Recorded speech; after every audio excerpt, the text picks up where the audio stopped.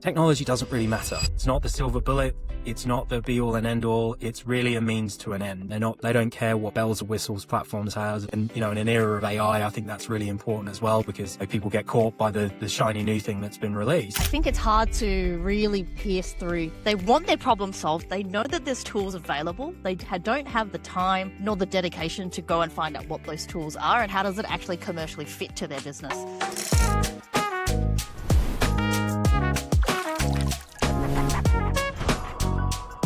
Welcome back to the SaaS Playbook, the podcast that goes beyond the polished posts and the highlight reels to get into the real thinking behind what people are building, why they're building it, and what they've actually learned along the way. Grab a coffee and let's get into it. This episode is brought to you by Hera Digital, revenue architects who build the sales engines B2B businesses actually need. If that resonates, comment the word engine and someone will reach out to you. In today's episode, this guest runs an Australian business from Mexico City, works across 3 time zones, and has built a career helping organizations stop wasting money on technology they don't understand or need. David Waters is the founder of Simple and Engaging, a managed services and process automation business focused on making technology actually work for people using it. Right now, he's doing something genuinely interesting, using AI to run qualitative analysis at scale on publicly available data to help organizations understand their market in a way most of them have never even considered. David Waters, welcome to the show. Thank you so much, Jenny. Pleasure to be here. That was quite the introduction, David. You've got quite the rap sheet. Yeah, thank you. It's weird when you hear it back, right? Yeah, it is, isn't it? You've had a corporate career, you were really good at it, and then you walked away to work with non-for-profits and small businesses on smaller budgets with bigger stakes. What made you make that call, and what did you find out when you got there? It's a really good question. So I feel like it's a relatively well-worn path. You have that corporate career, you're driving up the ladder as hard and as fast as you can. I think for me, I enjoyed my corporate career. I worked for a global education company, learned a huge amount, but it got to the stage where you start, as you get higher up the chain, you start to see perhaps how some of the decisions are made, see a bit more how the sausage is made. And, I kind of thought, well, I feel like I'm, serving an audience that isn't necessarily really aligned with where I'd like to be going. I feel like I could do something a little bit different. So I moved to a smaller business, a consultancy firm for a while, and that was great. Again, learned a huge amount. But again, you kind of get to that stage where you're like, actually, I really, as I'm getting older in my career, I'm getting more focused on what I enjoy doing and what I'm really good at. I want to have a greater say over the type of organizations that I'm working with and the type of impact that I'm having on the world.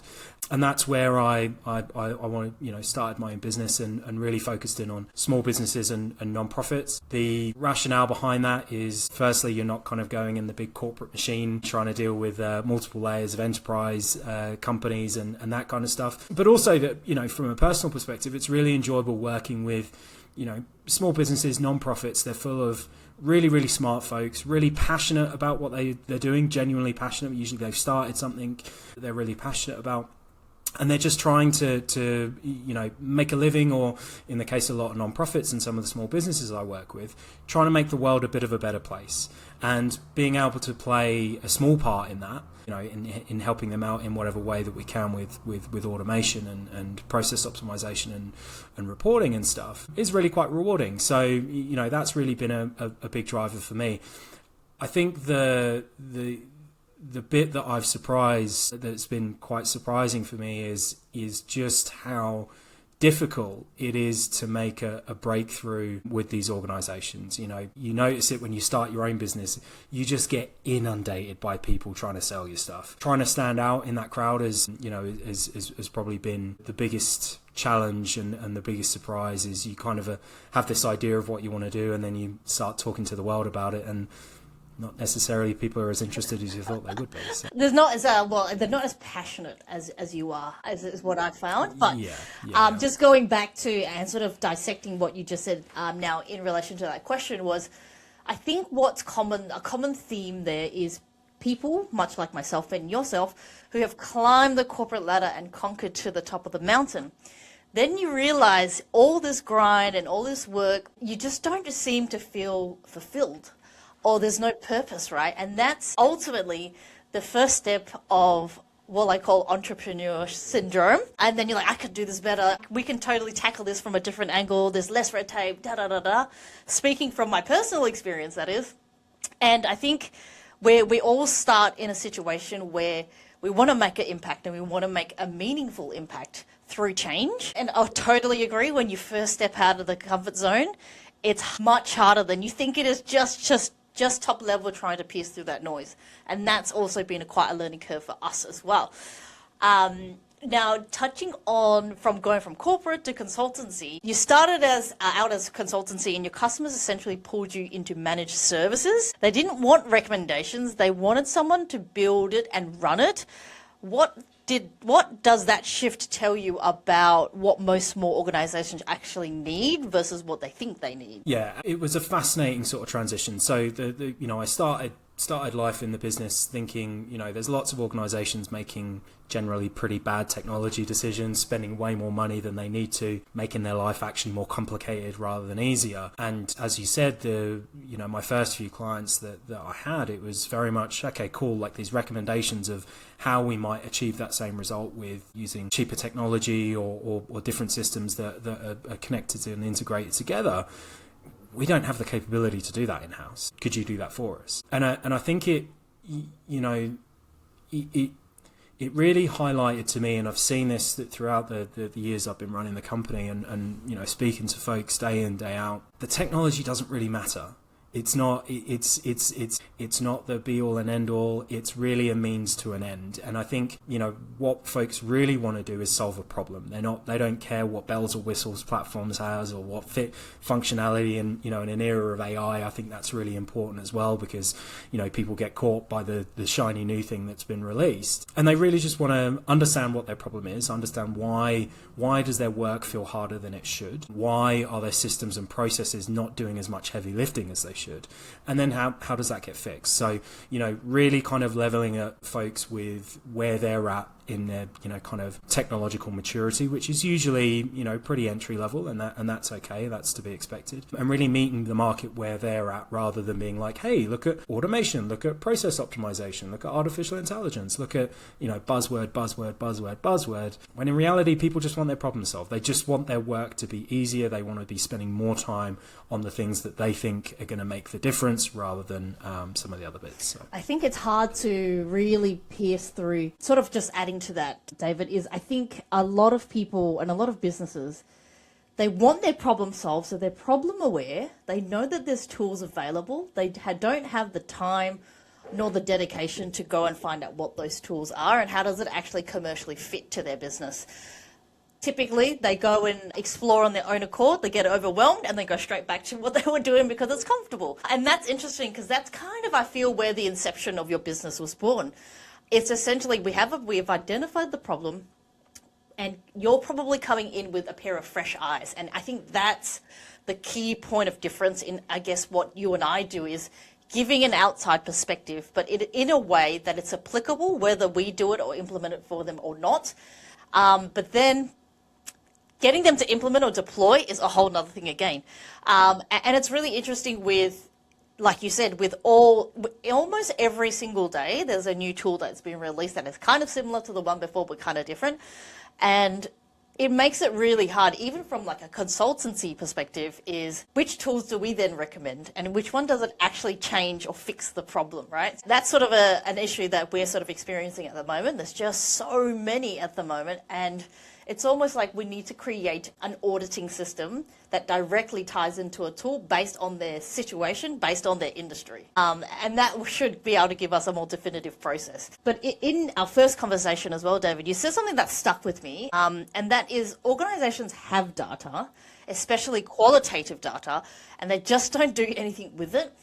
Now, why do you think that gap between having the data and actually acting on it is being so persistent, but also even as the tools to close that gap have gotten so much better? Yeah, I think the biggest challenge for folks is looking through, let's take survey data. Loads of people survey their customers, a lot of nonprofits, do surveys to try and understand how their services are being received. And, you do that because you want some top line information. You have a look at the quantitative data. Okay, 72% of people are happy, 86% of people would recommend us. Great, tick, tick, tick, tick, tick. And there'll be some free text responses, and you'll kind of give it a cursory glance and see if there's any, kind of big sort of main things that kind of jump out or any problems that you need to follow up on. But taking the time to go through each of those and not just looking at do I need to do anything about this, but try and understand, okay, well, what is this comment really saying? Is it positive? Is it negative? What's the emotion behind it? What's the kind of key point that it's bringing up? There's a bunch of different ways that you can codify that information, and trying to do that over, for a lot of folks, tens of responses, hundreds of responses, or thousands of responses, it's just not feasible.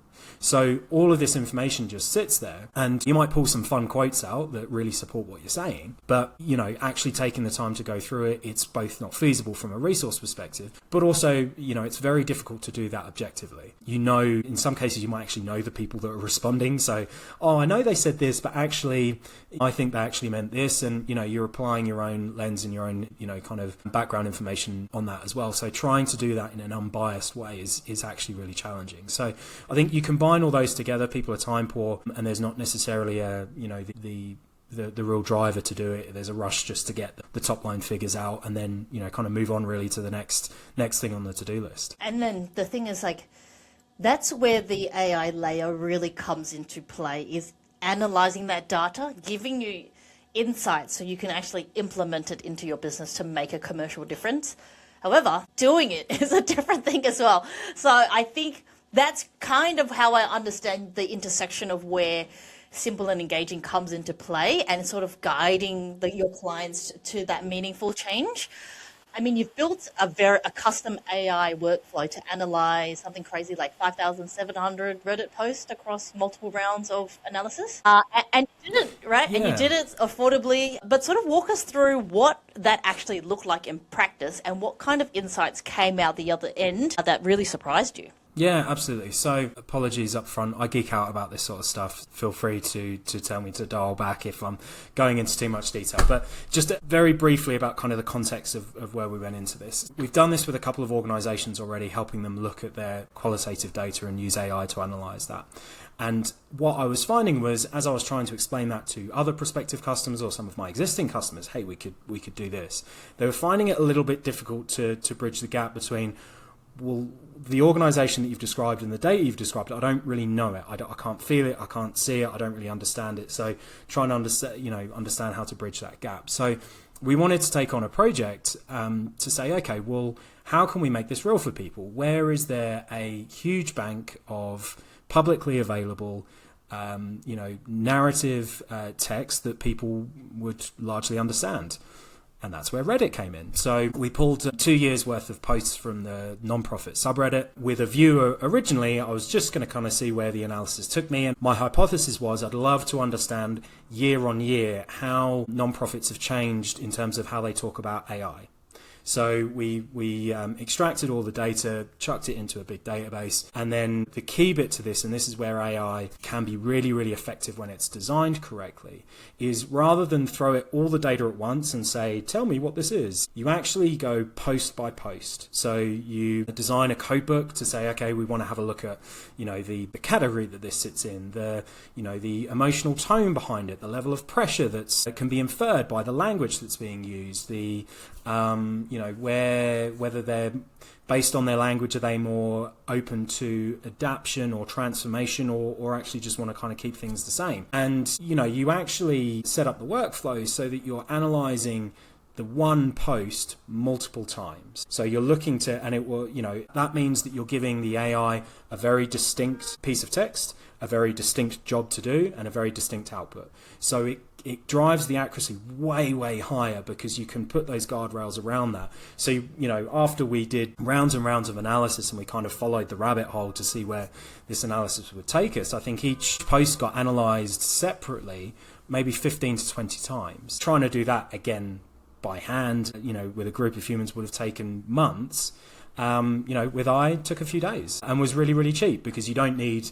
Because the task is very distinct and the input is very distinct as well and concise, you don't need an expensive model to do it. It's actually quite an easy job for the AI to do, and it does it really well because it's not applying, it's not applying a huge amount. It's just inferring certain information from the posts. You have to do some checks, of course. There's a quality check process. So, we kind of do 20, check them, update the code books to make sure they're aligned, run those 20 again, make sure that we got the same result that we're looking for, run another 20, until you're building up a confidence of around, sort of 50, 60 results that you're happy to scale it out on. It was, it was quite a kind of detailed step-by-step process. What was really interesting for me from the original round was people weren't talking about AI at all. So out of, I think the percentage of posts that were talking about AI was something like 1.5%. And I was like, oh, okay, that's not really what I was looking for. But, you start seeing other trends and you're like, okay, how can we dive deeper into that and dive deeper and dive deeper? And where we kind of landed with that piece of data is a really good insight into how, based on the posts that are in this subreddit, how the sector is operating. Now, that's really good, and we're doing a bunch of content around that as like a kind of sector intelligence type approach. But then what we were able to do, and where it gets really interesting for other founders and other business owners, is we took that same data set and started analyzing it more from a marketing and sales perspective to try and understand, okay, well, what does this data set tell us about the type of language that people use? What sort of problems are they bringing to this? How do they describe them? And really going through, again, sort of 4 or 5 rounds of AI analysis to understand that. And the insights that came from that are really interesting because it's not going to be representative of the whole market, but it's a really interesting window into how non-profit professionals talk about operational pains, how they talk about system pains, how they talk about culture pains, how they talk about uncertainty, how do they phrase and word seeking advice with a problem that they're particularly facing. So it's it's super interesting. I can go into some of the detail as well, but I might just pause there because I know that's a lot of information. I think a good growth partner, I guess, or automation partner like yourself, is the fact that we do look at the data, because the data is exactly what tells us, without the frills, what exactly is going on in the business. But what I also really love when we look at data is the granular level and what correlates with what, right? So as you mentioned, looking at the subreddits and how does that look like from a HR perspective? How does that look like from a customer success perspective? But then those kind of things correlate to customer retention and churn rate, right? I personally, I used to hate looking at the data as a business owner, but now I look at other people's data. I'm like, hang on a minute. I should really be implementing this for ourselves, right? And it's a classic chef doesn't cook for himself kind of scenario. But it's really interesting that there are people out there like yourselves and I that do get down to the granular level.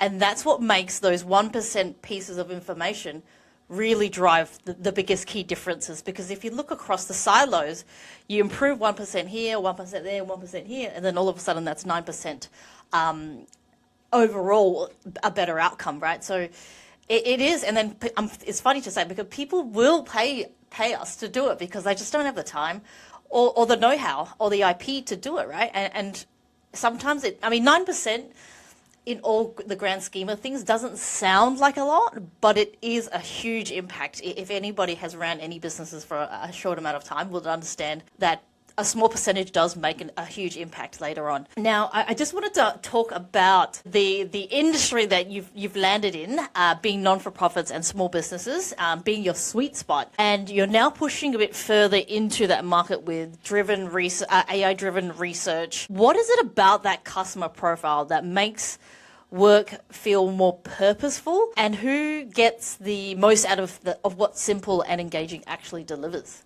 Yeah, I think like I said at the start, I really enjoy working with people who are passionate about what they're doing and really excited about what they're doing. And I haven't come across a non-profit yet, or a small business to that matter, who isn't run by someone who is genuinely really passionate about what they do. They're really excited about what they do. Super stressed, of course, but, really excited about what they do. And I think that's really rewarding. You find out about some of the work that folks are doing and some of the impact that they're having. We seem to lend ourselves more towards, kind of for purpose small businesses as well, so there's a kind of a nice tie in then. And I think for me, knowing that we've been able to make a measurable difference to folks who didn't really think that either their budget would be able to stretch for that, or that they could not see a light at the end of the tunnel. A lot of folks come to us and they're just drowning.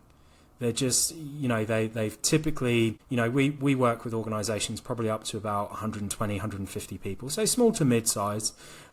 Typically founder-led folks that have grown their business from being just themselves, and those same processes that they were running when they had 5 people, they're still doing it with 50 people, and they just hit an absolute ceiling in terms of what they're able to achieve, because what they were doing before, what's the old analogy, what got you here won't get you there.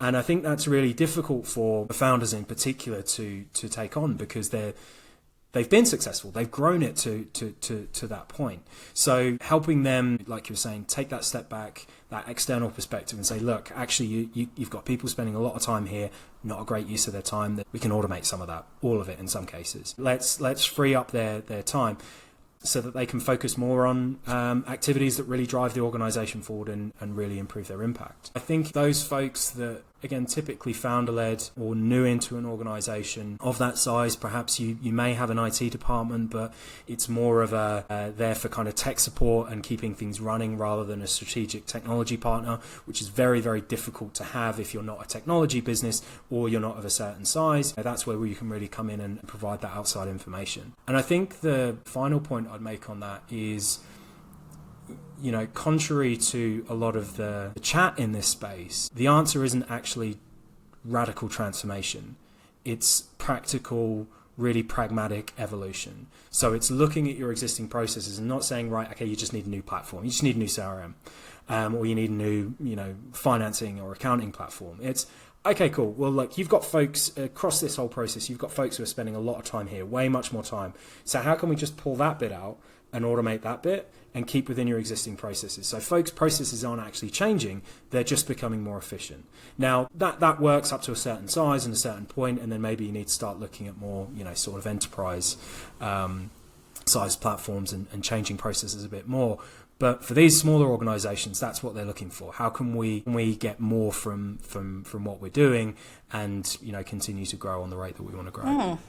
I think there's a few things I wanted to probably agree on quite a lot. I think just judging by how you actually approach those kind of businesses and those kind of conversations.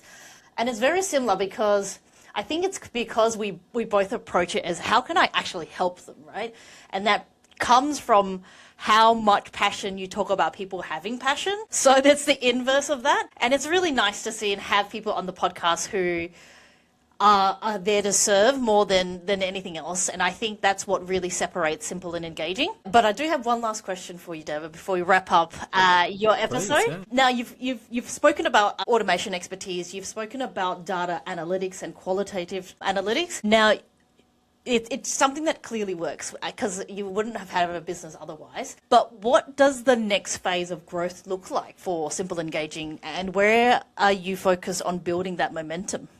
Yeah, I think the focus for the next 12 months, certainly from a marketing and, kind of growth perspective, is around how we can help nonprofits in particular, because they have a ton of this data, how we can help them really use, get more from the data that they've got. So looking at that qualitative data and really looking to extract more information from that. Nonprofits are under a huge amount of pressure at the moment to better demonstrate the impact that they're having. That's coming from funders, that's coming from the general public, it's coming from their stakeholders, it's coming internally. They're getting it from all angles, and the typical way to do that was you bring in a monitoring and evaluation specialist, and not all organizations have that sort of money. So it's what can you do that's a little bit before that, rather than not doing anything at all. How can we use some of the data that you've already got and start to get an insight into what sort of impact folks are having, and how a better way to manage that data and manage that manage that measurement of that impact, so that when you've got the budget to bring in a monitoring and evaluation specialist, they're really taking that to the next kind of level. So I think setting organizations up with the systems and the processes to be able to better manage their their data, and I think the qualitative data is going to be a big part of that. That's certainly what we're going to be speaking to the market a lot about over the next 12 months, and using the insights from the Reddit analysis we did to make sure that we are talking to the market in a way that we think that they're going to understand based on what the data told us. So I think it's a good tactic, because then you can start to really fine tune your messaging. But it sounds as though like you know their pain so well, and we're sort of excited to see Simple Engaging, the growth, and what does that look like, especially in the Australian standpoint, in the market in which the delicate market in which we serve, David. In this day and age, yes, business isn't getting easier. Yeah, yeah. There's easier tools, but does it mean that it's easier? No, absolutely yes, not. The environment that we're working in is getting harder. Yeah, if anything, it makes it more complex. David, it's been an absolute pleasure. It was such a good one to really dive deep into who you serve, why you serve, and why you built what you've built today. The managed services pivot, the AI qualitative analysis workflow, an honest take on why organizations are swimming in data but still trying to find out where to go. A lot of people are trying to walk away from this with something genuinely useful, hopefully. But links to connect with David directly and links to find out what Simple Engaging are doing will all be in the show notes below this episode. But in the meantime, keep building meaningfully. And thank you so much for joining us, David. No, my pleasure. Thank you so much. Appreciate it.